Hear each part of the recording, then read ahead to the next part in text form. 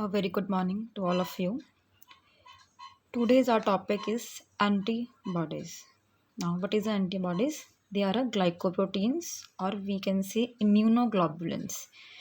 Antibodies क्या होते हैं? ग्लाइकोप्रोटीन दैट मीन्स प्रोटीन इनका नेचर जो होता है वो प्रोटीन का होता है. स्पेसिफिक अमाइनो एसिड का सीक्वेंस लगा होता है जिसके ज़रिए ये एक स्पेसिफिक एंटीजन से इंटरेक्ट कर सकते हैं. उसके बाद प्रोटीन्स होते हैं और इनका काम क्या होता है, जितने भी अनवांटेड सब्सटेंस हमारी बॉडी के अंदर एंटर करते हैं उनसे ये हमें बचाते हैं. जैसे कोई वायरस है, बैक्टीरिया है, उससे हमारी ये प्रोटेक्शन करते हैं. हमारी बॉडी का जो इम्यून सिस्टम है वो इसको प्रोड्यूस करता है और इम्यून सिस्टम के अंदर भी जो बी सेल्स होते हैं वो इसे प्रोड्यूस करते हैं. जो ये एंटीबॉडीज़ होते हैं हमारी बॉडी के बहुत सारे एरियाज जैसे कि स्किन है, लंग्स है, टीयर्स है, सलाइवा, ब्रेस्ट मिल्क और क्लोस्ट्रम. क्लोस्ट्रम क्या होता है? ब्रेस्ट में थिक सब्सटेंस होता है, ब्रेस्ट मिल्क ही होता है ये, जो कि प्रेगनेंसी के कुछ दिन के बाद जो है वो फर्स्ट मिल्क भी कह सकते हैं. First milk after pregnancy is known as a colostrum.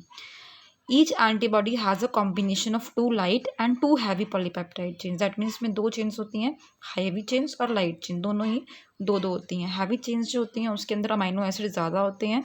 Light chain के अंदर जो अमाइनो एसिड्स हैं वो कम होते हैं. वाई शेप इसका स्ट्रक्चर बनता है. जो स्टेम होती है, अब वाई शेप आपको मैं बताऊं, इस तरह से इसका स्ट्रक्चर बनता है एंटीबॉडीज़ का. जो ये वाली चेन्स हो गई छोटी वाली, इनको लाइट चेन बोलते हैं, और बड़ी वाली जो होती हैं इनको हम हैवी चेन बोलते हैं.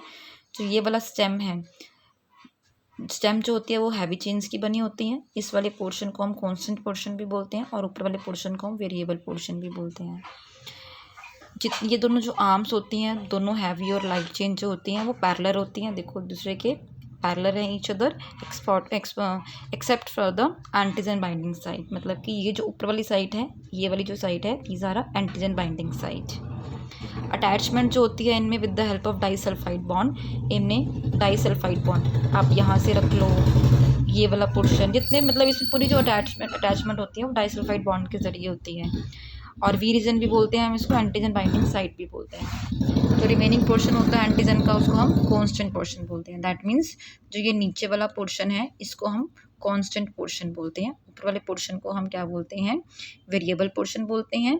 और यहाँ पे इस वाले एरिया को हम एंटीजन बाइंडिंग साइट बोलते हैं. 5 क्लासेस होती हैं एंटीबॉडीज़ की. सबसे पहले IgA, ये सलाइवा में, टीयर्स में, म्यूकस में, ब्रेस्ट मिल्क में, इंटेस्टाइनल फ्लूइड में मिलता है. हमें जो भी हम इंजेक्शन के ज़रिए या इनहेल के ज़रिए पैथोजन हमारी बॉडी में एंटर करता है उससे ये प्रोटेक्ट करता है.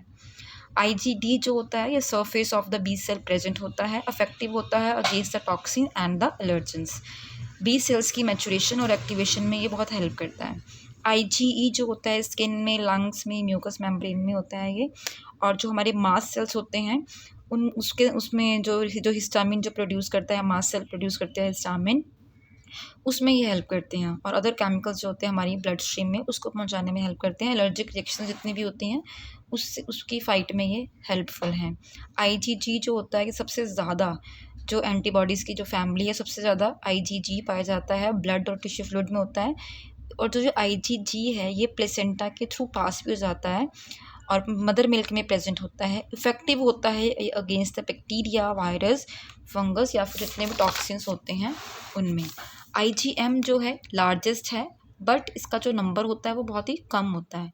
हमारे ब्लड में और लिम्फ सिस्टम में प्रेजेंट है. First line of defence against infection, मतलब कभी भी कोई इन्फेक्शन होगा, कोई एंटीजन आएगा तो सबसे पहले जो है IgM वहाँ पहुँचेगा इन्फेक्शन वाले एरिया में.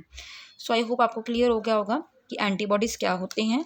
उसका स्ट्रक्चर अगर मैं बनाऊँ यहाँ तो इस तरह से कुछ स्ट्रक्चर बनता है. ये दोनों जो चेन्स हैं ये पैरेलल चलती हैं. वैसे ये वाली चेन ये यहाँ आएगी, ये वाला पोर्शन जो है वो यहाँ आएगा इस तरीके से. ये वाला पोर्शन जो है वो यहाँ आएगा. तो ये दोनों जो है इसको हम बोलते हैं एंटीजन बाइंडिंग साइट. ये वाला जो पोर्शन है इसको हम बोलते हैं कांस्टेंट रीजन. ऊपर वाले पोर्शन को हम बोलते हैं वेरिएबल रीजन. और इनमें जो है डाइसल्फाइड बॉन्ड की बाइंडिंग होती है. और शेप आपने देख लिया है, वाई शेप जो है इसका स्ट्रक्चर बनता है.